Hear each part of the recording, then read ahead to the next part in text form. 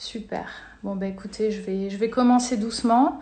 Je vais commencer par me présenter pour ceux qui ne me connaissent pas. Donc, je m'appelle Flavie Paris, je suis créatrice de bijoux.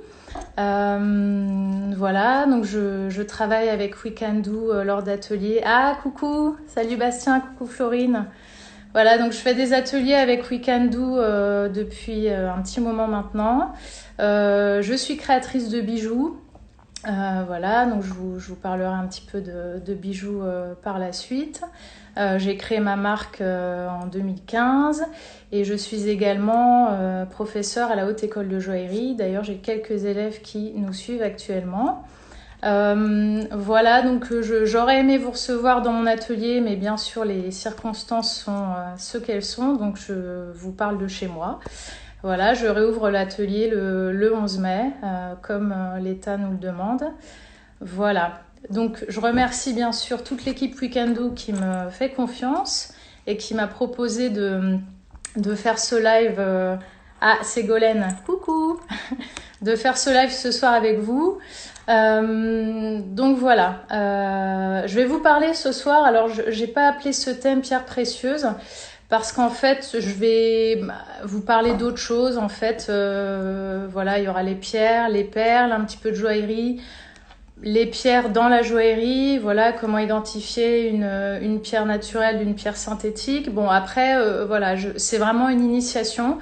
Donc pour les novices, je vais essayer de faire ça de manière assez ludique pour que vous compreniez bien ce que je raconte. Et puis pour les plus avertis, les professionnels, bon, vous m'excuserez, ça va être un petit peu répétitif pour vous. Coucou Louise. Voilà, je vais probablement dire des choses que vous connaissez déjà, mais bon, c'est l'occasion d'être ensemble tout simplement. N'hésitez pas à me poser des questions en live. Alors, je les verrai peut-être pas, mais voilà, vous pouvez me reposer certaines questions sans problème. Alors, donc je vais commencer par vous parler un petit peu de pierres précieuses. Donc déjà, vous dire ce que sont les pierres précieuses, parce qu'en fait, il y a plusieurs catégories en gémologie de pierres. Donc les pierres précieuses, coucou Jessica. Les pierres précieuses, alors donc il y en a en fait pas beaucoup. Donc ce qu'on appelle pierres précieuses, c'est vraiment le diamant, le saphir, le rubis et l'émeraude, exclusivement. Voilà, donc ce sont les 4 pierres précieuses existantes. Ensuite, vous avez les pierres semi-précieuses ou pierres fines. En fait, les deux termes sont bons. Et là, dans les pierres semi-précieuses ou fines, on va avoir tout ce qui est citrine, aigue-marine, voilà, péridot, améthyste, des quartz, voilà, tout ce que vous connaissez qui ne sont pas des pierres précieuses. Et puis vous avez également les pierres ornementales qui, elles, vont être tout ce qui est malachite, lapis-lazuli, etc. Et d'ailleurs, mon amie Hélène Ségolène d'Angleterre qui est connectée travaille avec ces pierres-là. Voilà, donc c'est une autre manière aussi d'explorer la joaillerie, c'est d'utiliser des matières relativement méconnues en joaillerie, mais qui fonctionnent très très bien et qui sont très jolies. Donc, alors, comment vous expliquer un petit peu ? Je vais partir sur, en fait, l'identification des pierres. Donc, pour commencer, je vais un petit peu vous parler de ce qu'on appelle l'échelle de Mohs, donc inventée par Monsieur Mohs. L'échelle de Mohs, en fait, c'est une... Ah, coucou Guigui. L'échelle de Mohs, en fait, c'est un tableau graduel, en fait, qui va identifier la nature des pierres, les répertorier par catégorie, et puis effectivement aussi donner la dureté des pierres, principalement. Ce tableau est très utile pour le joaillier, puisque bien sûr, on va adapter la fabrication du bijou et le bijou en lui-même. Et bien sûr, la manière dont on sertit la pierre, ça je vous expliquerai par la suite ce qu'est le sertissage. Voilà, on identifie la dureté puisqu'on adapte en fait, puisque le but est de ne pas casser la gemme, c'est très important. Donc en fait, par exemple, l'échelle de Mohs donc, va jusque 10. 10, c'est la pierre la plus dure, donc c'est le diamant. C'est-à-dire qu'en fait, aucune autre pierre ne peut rayer le diamant. En revanche, le diamant peut rayer toutes les autres pierres. Donc, numéro 10, c'est le diamant. Numéro 9, ensuite, on va avoir tout ce qui est de la famille des corindons, c'est-à-dire saphir, rubis. Donc le diamant raye le saphir et le rubis, c'est-à-dire que si vous mettez un diamant dans une pochette et que vous y mettez aussi des rubis et des saphirs, le diamant en fait va rayer, peut rayer en fait, notamment avec sa pointe de culasse, vous voyez la pointe, les rubis et les saphirs. Ensuite, en numéro 8, vous avez tout ce qui est donc la famille des béryls et topazes. Donc la famille des béryls, c'est l'émeraude. Voilà, donc l'émeraude est plus tendre en fait que le rubis, que le saphir et que le diamant. Et en plus l'émeraude, ça j'y reviendrai après, mais l'émeraude est très fragile en fait de par ses inclusions nombreuses. Ça j'y reviendrai après. Voilà, donc, et ensuite, bon, je ne vais pas faire toute l'échelle de Mohs, hein, vous pourrez aller voir sur internet. Mais ensuite, en numéro 7, vous avez tout ce qui est les quartz, donc comme je vous disais tout à l'heure, les améthystes, les citrines, etc. Et puis après, on descend, donc l'opale, par exemple, c'est très fragile, donc ça va être plutôt dureté 5-6. Voilà. Donc, l'échelle de Mohs, comme je vous le disais, pour le créateur, donne l'indication de la fragilité d'une gemme, d'une pierre. Et donc, effectivement, par exemple, au moment de la fabrication du bijou, si l'on sait qu'on a une pierre fragile dans les mains, on va plutôt privilégier un type de serti plutôt qu'un autre. Alors, le serti, pour ceux qui ne connaissent pas, je vais en dire quelques mots. Le sertissage, en fait, c'est un autre métier d'art, une autre spécialité que la joaillerie, puisque le joaillier fabrique le bijou, en fait, fait le bijou en métal ou en cire, enfin voilà, il y a plein de techniques de fabrication. Et le sertisseur, une fois le bijou fabriqué et les pierres dans les mains, le sertisseur va fixer les pierres. Voilà, donc ça, ce n'est pas le travail du joaillier. Alors, il y a certains joailliers qui sont eux-mêmes sertisseurs. Voilà, mais en tout cas, ce sont deux métiers bien différents et des étapes différentes. Et puis, bien sûr, une fois que le serti est fait, le créateur récupère le bijou et va faire toutes les finitions, la reprise de serti, le polissage, etc. Donc voilà, si une pierre est fragile, on va effectivement éviter de lui faire un serti clos, c'est-à-dire mettre du métal tout autour de la pierre, puisqu'on doit marteler. Donc avec un marteleur, hein, donc en fait, ça peut vraiment endommager la pierre et la casser. Voilà, donc on va privilégier les grains, donc on positionne la pierre dans le métal et on va pousser en fait des petits grains de métal. C'est beaucoup moins dangereux pour les pierres. Voilà. Ensuite, alors, je vais vous parler un petit peu ensuite, non, mais je voulais parler de quelque chose, mais je vais plutôt vous parler des inclusions tout de suite. Puisqu'en fait, je vous parlais de fragilité d'une pierre. Donc, je vais maintenant vous parler en fait des inclusions. Alors, puisqu'en fait, c'est ce qui fait aussi, par exemple, une pierre qui peut être très, très dure, en fait, si elle a une inclusion, même un diamant, ça peut casser, en fait. Alors, qu'est-ce qu'une inclusion ? Alors, une inclusion, c'est une matière, en fait, c'est une matière emprisonnée dans la gemme qui est soit liquide, soit solide, ou alors ça peut être aussi une bulle de gaz, voilà, donc qui s'est introduite dans la pierre, soit à l'origine, soit au moment de la cristallisation de la pierre. Donc certaines sont visibles à l'œil nu, certaines doivent être identifiées avec des appareils de gémologie. Voilà, donc effectivement, alors les inclusions, donc c'est un petit peu compliqué parce que ça peut dévaluer la pierre en fait.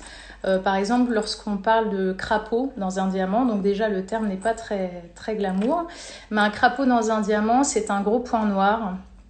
Et effectivement, ça n'aura pas forcément d'incidence sur la fragilité ou non de la pierre. En revanche, c'est disgracieux. Donc ça, c'est une inclusion qui va totalement dévaluer la pierre. En revanche, les inclusions pour certaines pierres et beaucoup de pierres peuvent fournir des indications précieuses. Donc déjà, savoir si la pierre est naturelle ou non. Et ça, je vous expliquerai après. Donc quand j'emploie le terme naturel, généralement pendant ce live, naturel signifie, là au moment où je vous parle, ce qui n'est pas fait avec l'aide de l'homme. Voilà, donc c'est ce qui est créé par la nature. Donc quand je vous dis une pierre naturelle ou voilà, des matériaux naturels, en fait, ça signifie voilà, que l'homme n'est pas intervenu. Voilà, donc effectivement, certaines inclusions nous aident à identifier et à dire de manière certifiée et sûre cette pierre est naturelle. Parce qu'il y a certains types d'inclusions que la synthèse ne peut pas reproduire. Voilà. Les inclusions peuvent aussi nous donner la provenance de certaines pierres. Voilà, donc c'est vraiment une carte d'identité de la pierre pour certaines pierres et pour certaines inclusions. On a des inclusions typiques, par exemple dans l'émeraude, on va parler de jardin. Donc c'est une accumulation de givre et de petites inclusions. Voilà, on appelle ça jardin, puisqu'en fait, là on emploie un mot joli parce que ça ne dévalue pas la pierre en fait. L'émeraude est une pierre qui a beaucoup d'inclusions. Il est très très rare de trouver des émeraudes sans inclusion. Et alors quand on en trouve, ça coûte vraiment une véritable fortune. Voilà. Ensuite, vous avez aussi l'aile de papillon qui est présente dans le saphir, qui est très très typique de certains saphirs. Et voilà, donc toutes ces inclusions nous donnent des indications. Parfois, les inclusions sont même des caractéristiques esthétiques réellement de la pierre, c'est-à-dire que ce sont les inclusions qui font l'esthétique de la pierre, par exemple, comme dans le quartz rutile. Voilà, cheveux d'amour ou cheveux d'ange. Alors, cheveux d'ange, c'est ce fameux quartz un peu transparent. Vous voyez des lignes, en fait, des lignes dorées. Voilà, et flèche d'amour. Donc, le quartz flèche d'amour, c'est la même chose, sauf que les lignes sont droites. Donc, c'est comme si on avait des cheveux, en fait, dans la pierre. Et ça, c'est naturel. Voilà. Et en fait, ce quartz, en fait, finalement, souvent, aurait moins d'intérêt et moins de valeur sans ces inclusions. Donc voilà, ça dépend vraiment des pierres.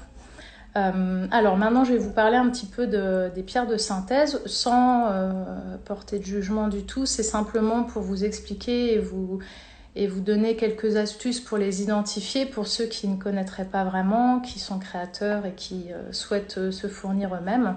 Voilà, il y a quelques petites astuces quand même. Bon, elles ne sont pas exhaustives bien sûr, hein. Alors là, je vais vous parler d'un des procédés qui est la synthèse Verneuil en fait. Donc il y en a plusieurs, hein, mais là je vous donne un exemple puisque ce procédé est quand même toutefois relativement célèbre. Donc en fait, le procédé Verneuil, c'est un procédé par fusion de flamme.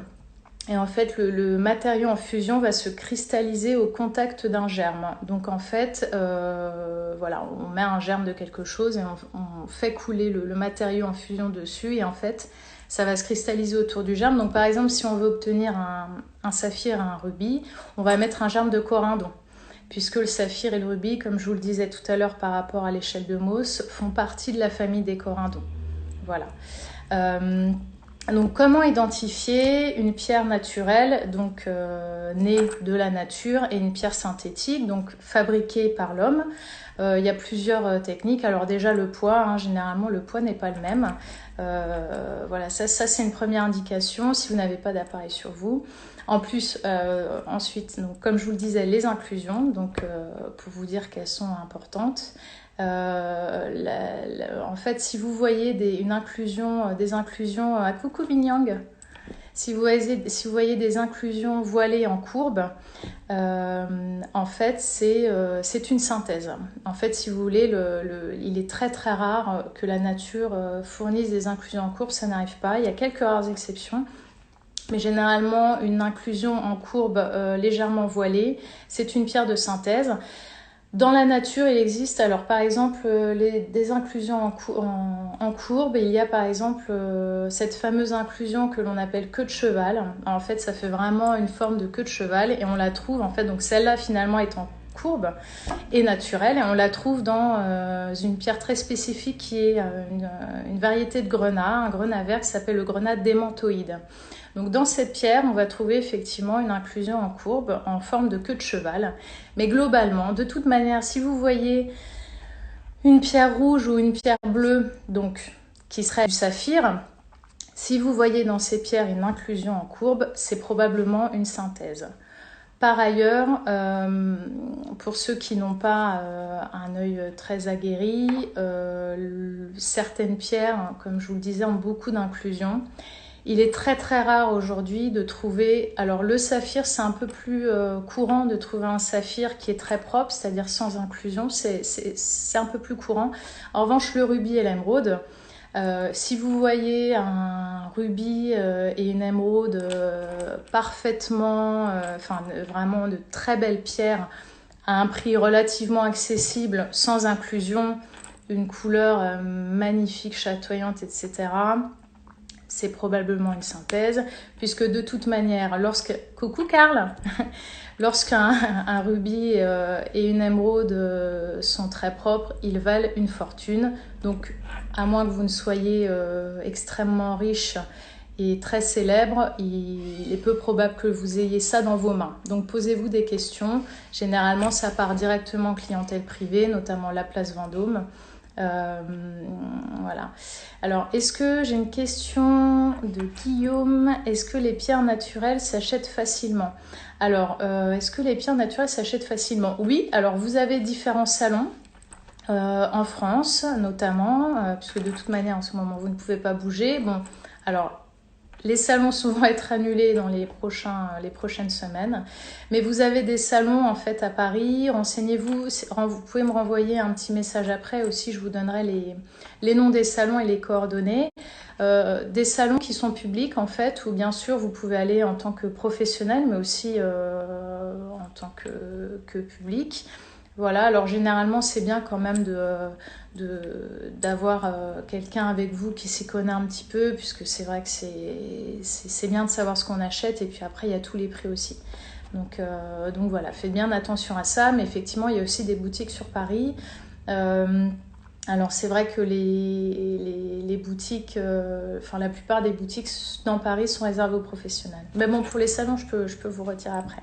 Voilà, par message pour ceux qui sont intéressés. Voilà. Alors du coup, donc pour les pierres, j'ai plus ou moins fini. Alors bien sûr, tout ce que je vous ai dit n'est pas du tout...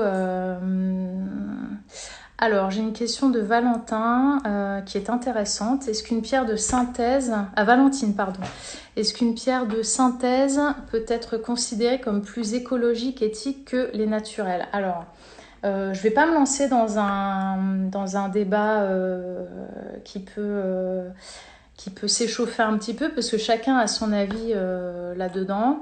Alors, disons que là, je vais prendre plus ou moins le diamant en exemple, mais bon, il en est de même pour les pierres de synthèse, même si les procédés ne sont pas du tout les mêmes. Mais bon, globalement, la pierre de synthèse, en fait, elle va être éthique dans le sens où effectivement, on n'a pas un humain qui va descendre dans une mine pour acheter une pierre, et donc on n'a pas l'humain qui va prendre le risque en fait d'aller extraire des pierres, puisque maintenant, même si la plupart des mines sont quand même très contrôlées, pour que les gens travaillent de manière quand même relativement plus facile, même si c'est un métier très difficile, hein, on ne va pas se le cacher.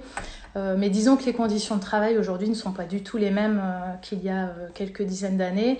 Et comme on le voyait dans certains films, voilà, maintenant les grandes maisons, beaucoup de gens travaillent en fait à ce que ces conditions soient acceptables, on va dire. Il y a aussi très très peu d'accidents maintenant. Donc voilà, au niveau éthique en tout cas, ça a un intérêt, voilà, au niveau éthique, au niveau de l'humain en tout cas. Après, au niveau écologique, c'est compliqué, puisque effectivement, le problème, c'est que créer une pierre de manière artificielle, ça consomme beaucoup, beaucoup, beaucoup d'énergie, en fait. C'est très compliqué, c'est une énergie folle. C'est-à-dire qu'on a des appareils, le diamant, ça prend plusieurs semaines, je crois, c'est pour créer un diamant. Moi, j'ai plus trop les conditions exactes, mais voilà, en tout cas, ce n'est pas écologique. Donc, on peut considérer que c'est éthique, ce n'est pas écologique. Bien sûr, la valeur n'est pas la même. En tout cas, sur la question de l'écologie, etc., moi, je suis contre. Voilà, je n'achèterai pas de diamants de synthèse pour ma marque, par exemple, tant que les techniques de fabrication n'auront pas évolué. Aujourd'hui, elles ne me conviennent pas. Voilà, donc voilà, si je peux répondre comme ça. Mais après, ça, c'est mon avis.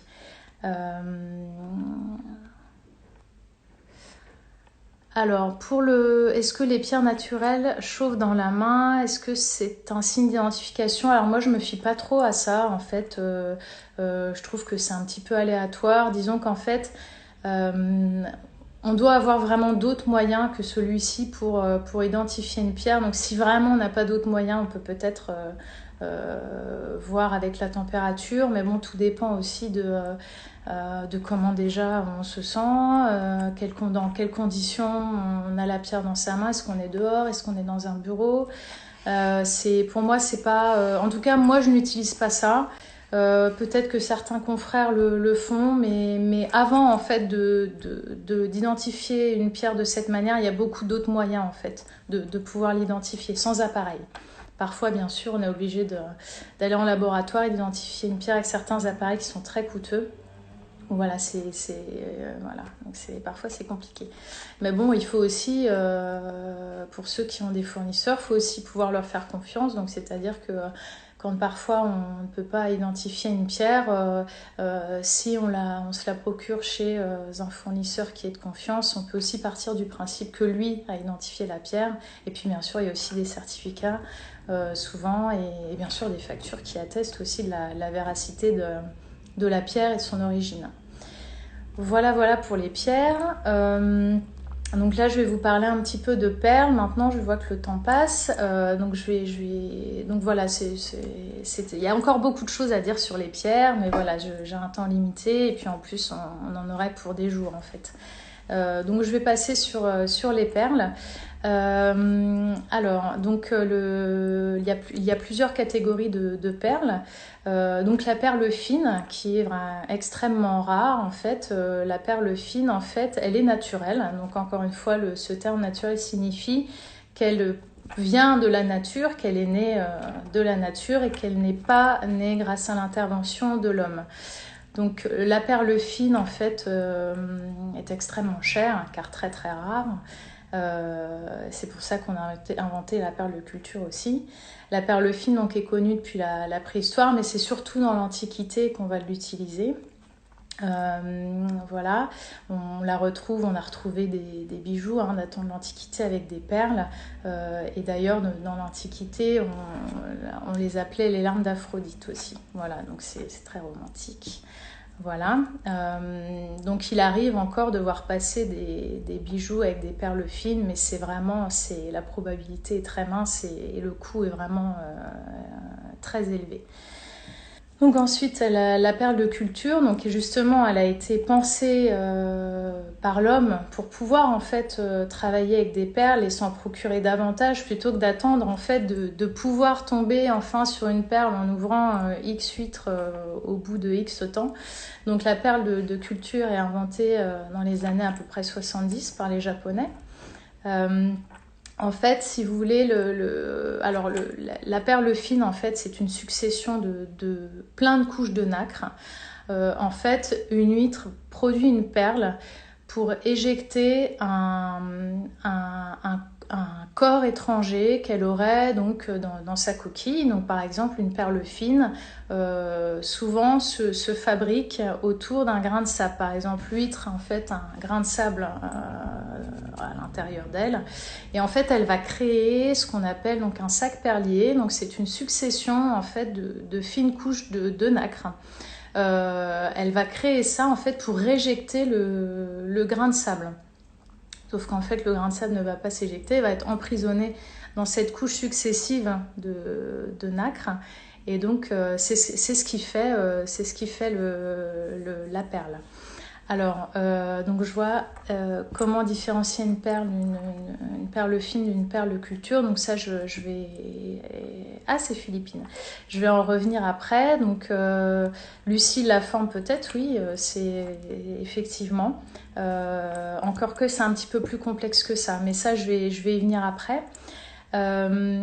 Donc voilà, là je vous ai parlé de la perle fine. Alors pour la perle culture, donc ça va être le même procédé, sauf qu'en fait c'est l'homme qui va introduire un corps étranger dans l'huître, voilà, généralement il introduit un morceau de mollusque ou à quelque chose de beaucoup plus gros qu'un grain de sable, puisqu'en fait le but c'est d'avoir des perles les plus grosses. Donc plus on met un germe gros dans l'huître, plus la perle va être grosse et donc plus elle aura de valeur. Karl, j'en reviendrai après, Karl, comment entretenir nos perles. Donc voilà, et alors il faut imaginer quand même que ce germe que l'homme introduit dans l'huître, c'est très gênant pour l'huître, hein. C'est comme si on nous mettait, enfin les gémologues disent ça, mais a priori on a fait des études, c'est comme si on nous mettait un ballon de foot dans le ventre en fait. Donc vous pouvez imaginer que l'huître, effectivement la pauvre, elle n'aime pas trop avoir ça, et donc elle va tout faire pour rejeter cette perle avec un sac perlé comme je vous le disais. Donc voilà, donc le prix de la perle va dépendre bien sûr de sa taille, de savoir si c'est une perle fine ou une perle de culture, comme je vous le disais tout à l'heure, de sa brillance aussi, ce qu'on appelle le lustre de la perle, voilà, et puis aussi de l'épaisseur de la nacre. Alors tout à l'heure on parlait en fait, quelqu'un m'a demandé comment identifier, c'était Philippine, voilà, comment différencier une perle fine d'une perle de culture. Alors on a des appareils en fait, bon, il y a plusieurs manières j'imagine, hein, voilà, mais il y a une technique plus connue, c'est-à-dire qu'il y a des appareils qui vont nous permettre de mesurer l'épaisseur de la couche de nacre en fait. Alors je ne saurais pas vous dire exactement quelle épaisseur, à partir de quelle épaisseur on peut estimer en fait que c'est une perle fine ou c'est une perle de culture. En tout cas, ce que je peux vous dire, c'est que dans la perle de culture, le germe que l'on a introduit qui s'appelle nucléus est extrêmement gros, donc la couche de nacre est à la fin beaucoup plus fine en fait. Donc c'est assez simple, je pense, pour un expert qui a le bon outillage d'identifier une perle fine d'une perle de culture. Probablement aussi la couleur. Moi, je sais que des perles fines que j'ai vu passer aux perles de culture, la perle de fine, elle a un petit côté mordoré, en fait, un petit peu jauni. Alors, est-ce que c'est le temps qui a fait qu'elle a changé de couleur, puisque les perles de fine que j'ai eu l'occasion de voir étaient sur des bijoux anciens. Donc, voilà, mais en tout cas, voilà, moi j'ai le sentiment que la teinte n'est pas exactement la même. Je n'ai pas eu le plaisir de voir une belle perle fine depuis longtemps. Mais voilà, en tout cas, ça fait partie de ces petites indications. Donc, Karl, donc pour ta question, comment bien préserver la santé de nos perles? Alors, je dirais que ça dépend en fait des catégories de perles. Alors déjà, on dit, et c'est vrai, hein, il faut porter les perles de temps en temps, puisque c'est quelque chose d'organique. Et en fait, si on les laisse trop longtemps dans des conditions qui sont mauvaises, donc enfermées dans un tiroir, sans lumière, sans oxygène, voilà, donc elles vont mourir. Il m'arrive souvent d'avoir des clients qui viennent me voir avec un toi et moi en perles, en fait, avec 2 perles, et une est morte, en fait. Donc elle devient grise et elle, voilà, elle a plus la même âme, hein, puisqu'elle ne vit plus. Donc dans les produits à éviter, donc voilà, vous portez vos perles. Dans les produits à éviter, donc voilà, surtout ce qu'il faut ne pas faire en fait, c'est mettre ces perles dans des produits de douche. Par exemple, vous avez un pendentif en perles, vous ne pouvez pas vous doucher avec, puisque les shampoings, les gels douche, même si vous ne mettez pas directement sur la perle, à un moment donné, ça va les abîmer. Et comme me demande Karl, bien sûr que non, on ne peut pas mettre de parfum. Ça, en fait, ça va complètement détruire la couche de nacre, en fait. Donc vraiment, lorsque vous mettez du parfum, que vous portez une perle, vous mettez votre parfum à un autre endroit dans l'idéal. Si vous portez votre perle là, vous mettez un petit peu de parfum dans la nuque, dans le cou, voilà. Mais vous évitez vraiment d'avoir votre perle en contact avec des produits chimiques. Vous ne le verrez pas tout de suite, donc vous direz bon bah c'est bon, il n'y a pas de problème, mais effectivement vous verrez au fil des années que ça change, voilà, elle diminue, elle se déforme, voilà. Alors, la différence de couleur est-elle due par la provenance d'eau ou de mer? Alors oui, probablement. Alors les perles d'eau douce, par exemple, sont beaucoup plus blanches que les perles de culture. On le voit, donc effectivement, vous avez différentes teintes dans les perles de culture, hein, les perles, les perles Akoya, les perles de Tahiti, voilà. Et puis les perles d'eau douce, elles ont un côté, en fait... alors elles sont moins, le lustre est moins présent d'ailleurs, elles sont moins brillantes, elles sont un peu plus blanches. Et effectivement, bon là comme ça, j'ai pas les exemples, j'aurais adoré vous montrer des échantillons, mais je ne suis pas à mon atelier, mais bien sûr vous pouvez, effectivement, lorsque vous allez dans des salons, Lucille d'ailleurs, au prochain salon, tu pourras aller voir, effectivement, demander, mais effectivement il y a des différences de teintes et par catégorie et par provenance. Voilà, puisque de toute manière la culture c'est une fabrication artificielle. Voilà, j'imagine qu'il y a plusieurs méthodes. Après, je suis pas une experte dans les perles, hein. Je vous donne vraiment c'est vraiment un avant-goût en fait. J'espère que ça vous donnera envie d'aller voir plus de choses à ce sujet. Voilà, bah écoutez, le temps passe, donc je vais devoir vous laisser. Si vous avez d'autres questions, vous pouvez me les poser, mais voilà, va falloir que je vous quitte. Vous pouvez toutefois m'envoyer des messages après. Voilà, c'est un petit format, hein. J'espère que ça vous a plu. Merci à mes amis, mes élèves qui m'ont suivi ce soir, c'est vraiment super touchant. Merci à We Can Do. Merci pour la confiance accordée, ça me fait toujours plaisir. C'est une équipe que j'adore, ils sont tous super, donc je suis vraiment ravie d'intervenir en fait ce soir, ça me fait vraiment super plaisir. Je leur fais tous un gros bisou. Voilà, j'espère qu'on pourra faire des ateliers très bientôt, ça serait super. Voilà, si vous avez d'autres questions plus poussées sur la joaillerie ou sur les formations pour ceux qui ne sont pas du métier et qui veulent se former, vous pouvez effectivement aussi vous rapprocher de We Can Do et aussi de la Haute École de Joaillerie où j'enseigne. Vous pouvez leur poser des questions, etc. Et puis bien sûr, vous pouvez me suivre aussi sur mon Instagram qui est donc flav-joaillerie. N'hésitez pas à me suivre, à m'envoyer des petits mots. Et puis voilà, si vous avez des questions, si vous avez peu importe, voilà, n'hésitez pas à me solliciter, je vous répondrai. Et puis voilà, peut-être à une prochaine fois pour parler d'or, pour parler de... Voilà, il y a beaucoup d'autres matières précieuses. Voilà, la prochaine fois, je vous parlerai des métaux, voilà, pourquoi pas, pour ceux qui sont intéressés. Voilà, et puis n'hésitez pas à développer un petit peu ce que je vous ai dit si ça vous a intéressé. Merci pour vos petits mots à tous d'ailleurs. Si ça vous a intéressé, voilà, d'aller regarder un petit peu dans des bouquins, tout ça, parce que c'est vraiment un univers vraiment intéressant et incroyable. La gémologie, c'est pas seulement le bijou, en fait. Tout à l'heure, j'ai vu une question passer sur ce que signifient les pierres, est-ce que c'est vrai alors là après c'est de la lithothérapie, mais c'est aussi intéressant en fait de voir l'effet que peuvent avoir les pierres sur le moral déjà, puisque déjà rien que de voir une belle pierre briller avec une couleur chatoyante, ça fait beaucoup de bien. Donc voilà, écoutez, je vais vous laisser, donc prenez soin de vous. Restez chez vous, on est prêt, on est bientôt déconfiné, on va pouvoir bien sûr pas faire la fête, mais commencer à sortir un petit peu. J'espère pouvoir vous refaire un live en direct de mon atelier. Voilà, je vous embrasse tous, gros bisous à toute l'équipe We Can Do, bisous à tous et je vous dis à très bientôt. Bisous bisous, à bientôt. Coucou Charlotte, bisous bisous. Bisous.